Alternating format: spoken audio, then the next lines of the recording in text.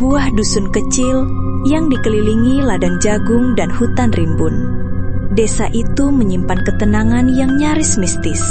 Tapi, di balik suasana damainya, tersembunyi sebuah kisah kelam yang jarang berani diceritakan warga.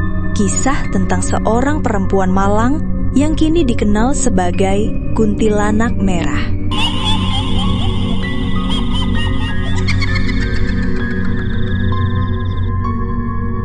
Mary, ia dulunya adalah wanita desa muda dan cantik. Di desa itu, ibunya dikenal dengan dukun bersalin yang sangat dihormati. Saat itu, Mary sering menemani ibunya ketika ada orang datang memintai pertolongan untuk persalinan. Bulan berganti bulan, tahun berganti tahun, ibunya sudah tua dan sakit-sakitan. Akhirnya, Mary mewarisi karakter dari sang ibundanya, yaitu dukun persalinan. Setelah beberapa waktu, sang ibundanya wafat. Hari demi hari, Mary sering membantu persalinan, tapi juga sering menolong warga yang sakit, memberi ramuan dan obat-obatan tradisional tanpa meminta bayaran atau upah. Ia tinggal seorang diri di rumah kayu warisan orang tuanya, tepat di tepi ladang jagung. Setiap malam, ia ditemani oleh sepupunya bernama Wulan. Tapi malam itu, Wulan belum datang ke tempat Mary karena hujan lebat. Ia akan datang setelah hujan reda. Saat itu, Mary tengah mengandung anak pertamanya. Tapi pria dari anak yang dikandungnya telah menikah dengan wanita lain disebabkan oleh perbedaan ekonomi. Bagi keluarga pria itu, Mary hanyalah wanita rendahan, wanita desa miskin dan tak punya harta. Sedangkan ayah pria itu seorang pengusaha ternak kaya raya di desa seberang. Namun, warga desa tak mempermasalahkannya karena mereka tahu Mary adalah wanita baik. Yah, seperti itulah kehidupan, tak pernah luput dari cobaan. Malam itu, tak ada yang menduga, tak ada tanda. Hujan pun turun semakin deras. Angin bertiup dengan kencang. Di tengah kegelapan itulah, 3 pria asing berpakaian lusuh, wajah tak dikenal ditutupi sarung, muncul dari arah hutan.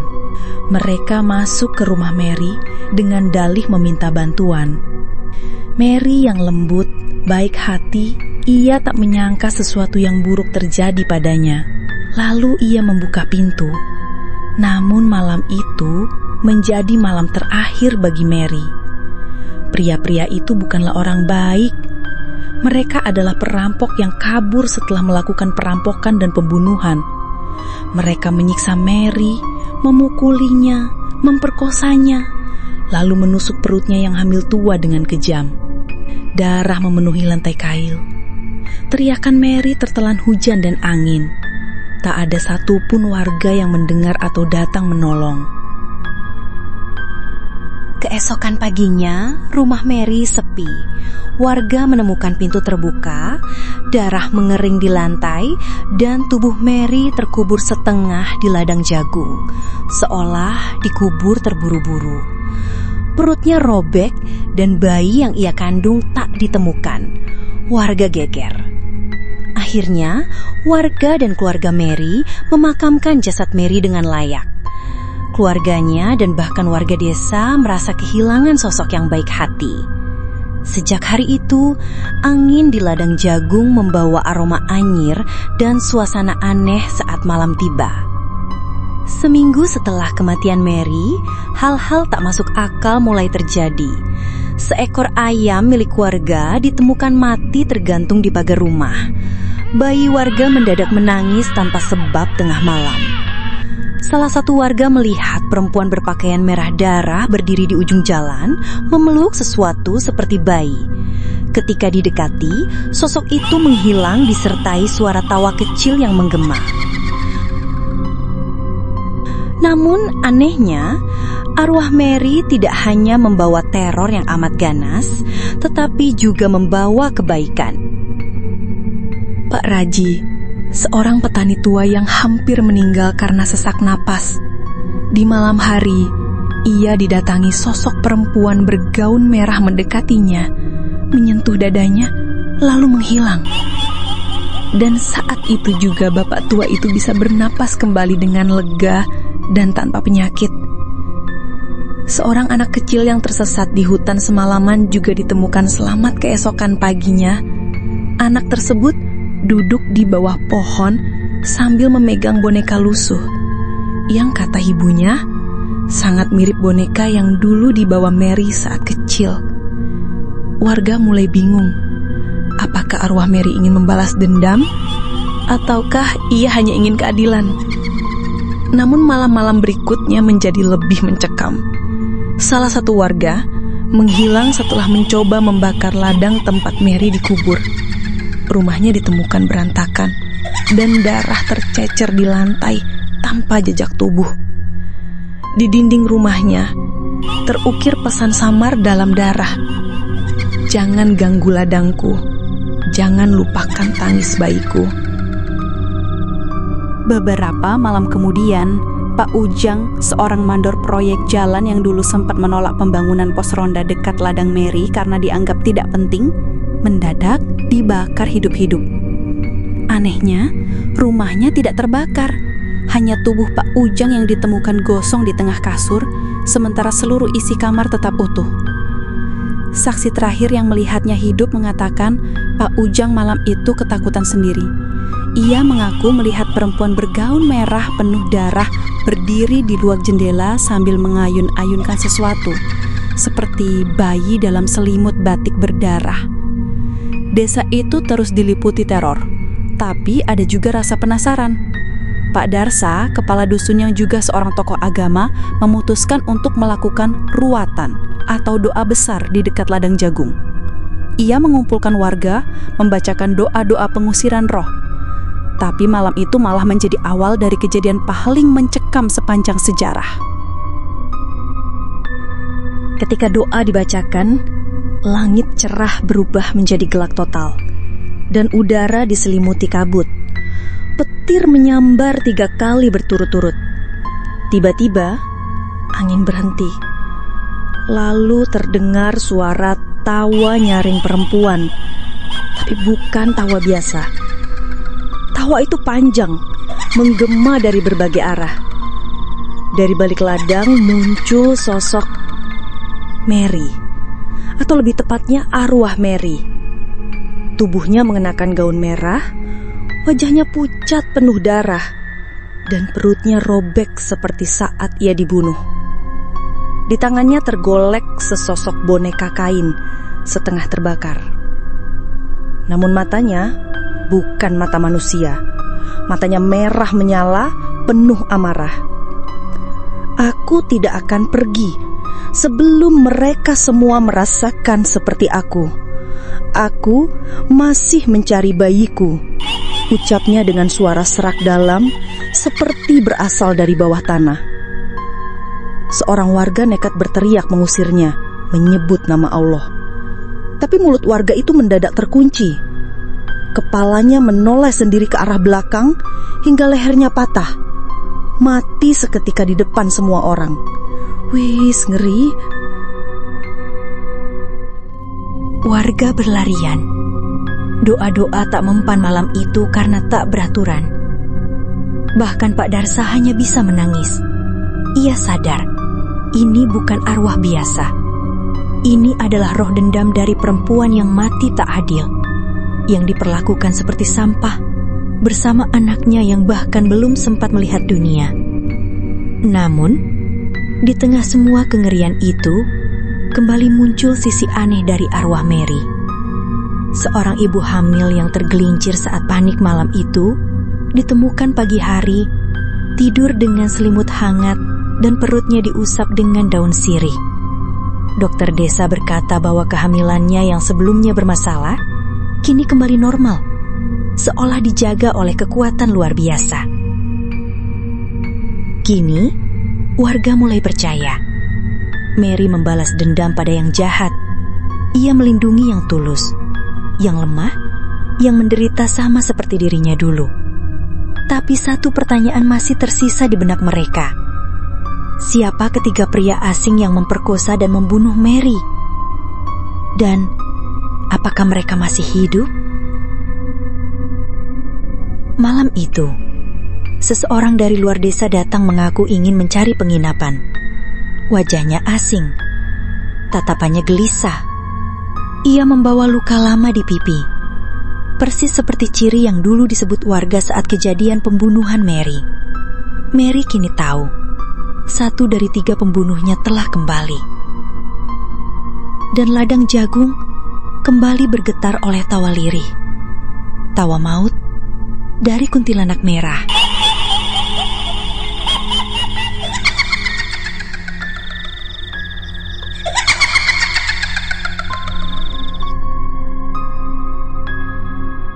Pria itu dengan wajah penuh bekas luka di pipi kanan.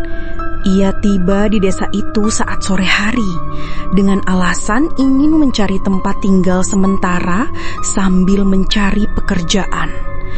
Tapi dari caranya melihat ladang jagung dan dari cara tubuhnya gemetar saat melewati bekas rumah Mary, warga tahu ada sesuatu yang ia sembunyikan. Pak Darsa diam-diam mencurigai pria itu. Ia mendatangi Mbah Seno, dukun tua penjaga pusaka desa. Mereka membuka kitab tua dan dengan cara-cara kuno mencoba membuka tirai masa lalu. Dalam ritual malam itu, nama pria itu muncul. Ia adalah salah satu dari 3 pria yang memperkosa dan membunuh Mary malam itu, lalu kabur meninggalkan 2 temannya di luar daerah. Mbah Seno berkata pelan, ia kembali bukan karena ingin tinggal. Ia merasa diikuti, dihantui, dan ia salah langkah kembali ke tempat di mana arwah itu sedang bangkit. Malam berikutnya menjadi awal dari pembalasan yang nyata. Pria itu menginap di salah satu rumah kosong peninggalan warga desa itu. Tapi sejak malam pertama, ia tidak bisa tidur. Suara tangisan bayi terdengar dari atap. Kemudian terdengar langkah kaki menyeret rantai. Makin dekat, makin keras. Ia menutup telinga, tapi suara itu kini berubah menjadi tawa perempuan. Tawa serak, tawa menyakitkan, tawa mengerikan, dan tawa penuh dendam. Malam itu, waktu menunjukkan pukul 2 pagi, tapi masih malam. Ia melihat arwah Mary berdiri di sudut kamar. Bajunya yang ia kenakan saat ia dibunuh tak beraturan, compang-camping. Matanya merah, perutnya bolong, meneteskan darah merah kehitaman. Ia membawa boneka lusuh, lalu berkata pelan, "Masih ingat aku, Bayu? Kau bilang saat itu, di mana aku meregang nyawa di tanganmu? Hah, kau bilang setelah kau dan kedua temanmu membunuhku, kau tak akan kembali. Tapi kini kau datang, dan aku menunggumu." Pria itu menjerit dan kabur keluar rumah, berlari ke jalan desa sambil membawa senter. Tapi jalan seperti berubah, membawanya kembali dan kembali ke depan ladang jagung. Di sana, di bawah pohon besar tempat jasad Mary dikubur, 2 sosok muncul. Tubuh-tubuh berdarah, kepala pecah, pakaian compang-camping. Mereka adalah teman-teman Bayu yang ternyata telah dibunuh arwah Mary lebih dulu, bertahun-tahun sebelumnya. Dan kini, arwah mereka telah menjadi bagian dari pasukannya. Pria itu berteriak histeris, berlutut dan meminta ampun. Tapi semua sudah terlambat. Mary melayang mendekat dan berkata, "Saat aku minta ampun, apakah kau mengampuni? Saat aku bersujud, apakah kau mengampuni? Saat aku bersimpuh di kakimu, apakah kau mengampuni?" Dengan tangan dinginnya, disertai tangisan lirih, tangisan pilu, lalu terganti dengan tawa serak, tawa tawa ganas, tawa melengking, dan tawa yang mematikan. Tangannya yang pucat dengan kuku-kuku tajam menekan dada pria itu perlahan, lalu mencabut sesuatu dari tubuhnya, jantung dalam sekejap. Lalu tubuh pria lemas, matanya terbuka lebar tanpa cahaya. Ia meninggal dengan tragis, wajah membeku dalam ketakutan.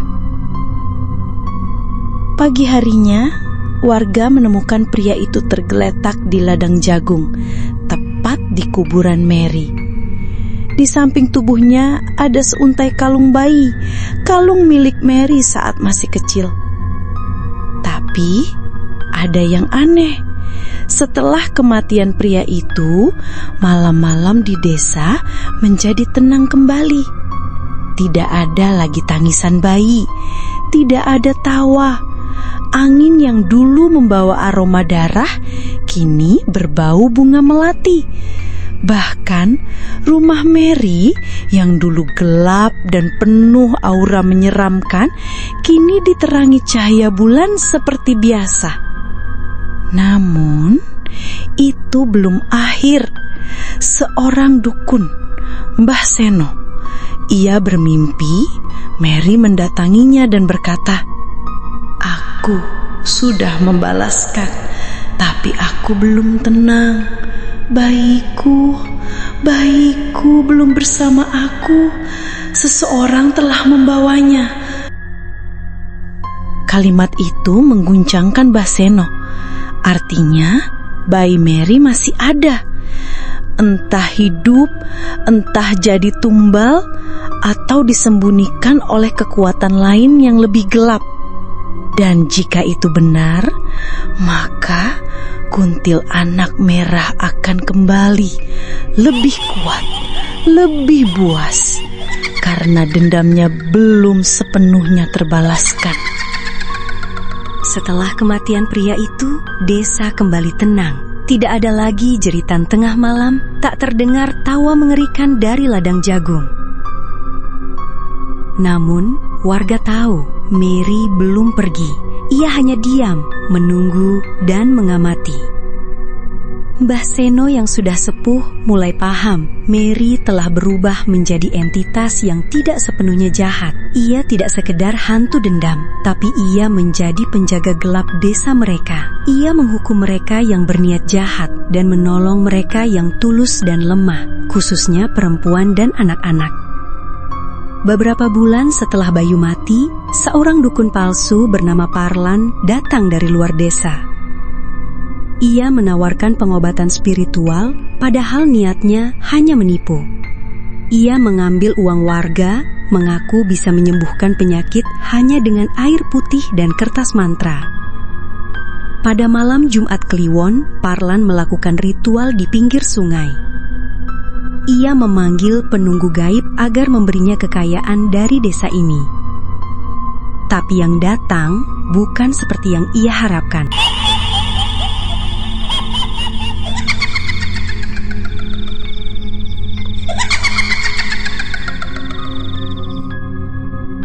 Dari balik kabut muncul sosok Mary.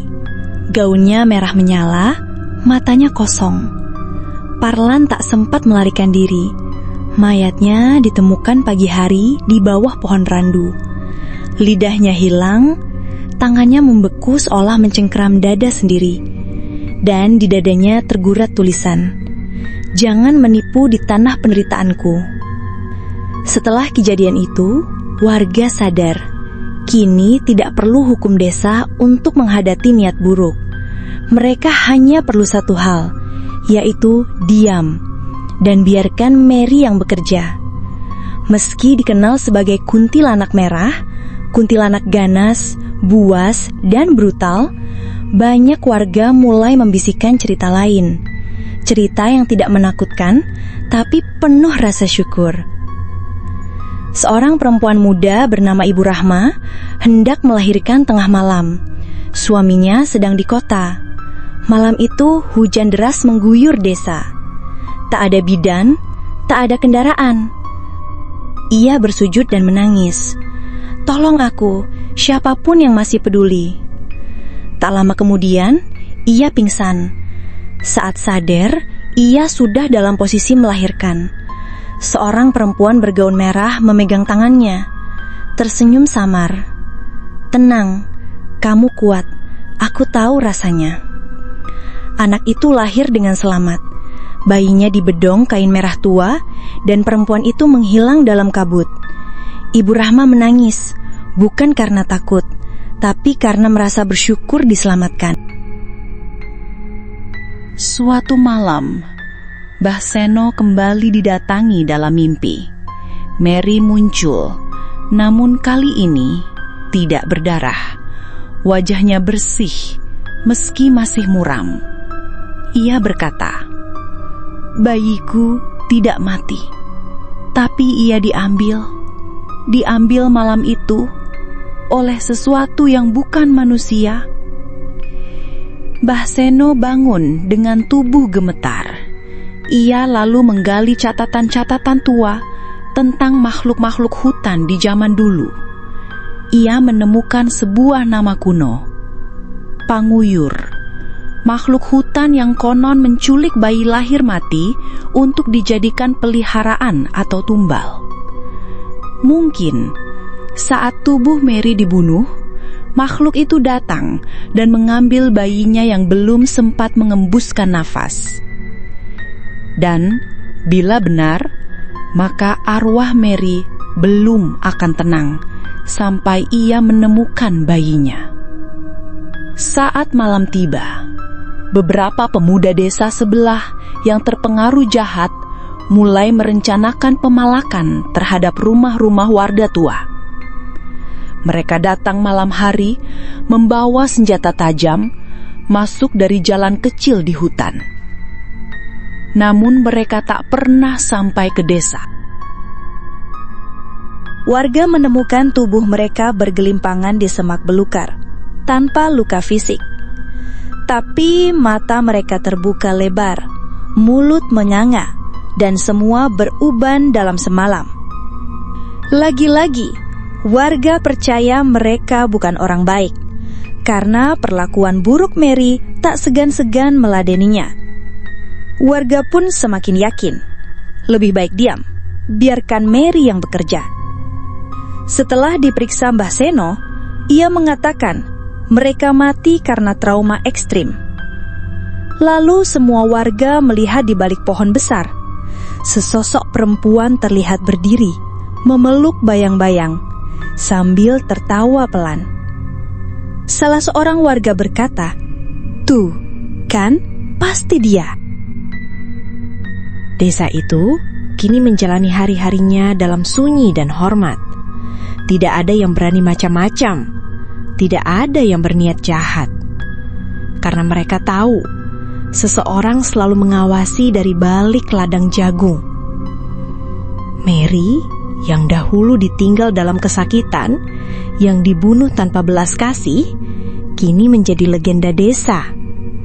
Tapi bukan hanya sebagai arwah penuh dendam, melainkan juga pelindung tak terlihat. Warga kini meletakkan bunga melati setiap malam Jumat di pinggir ladang.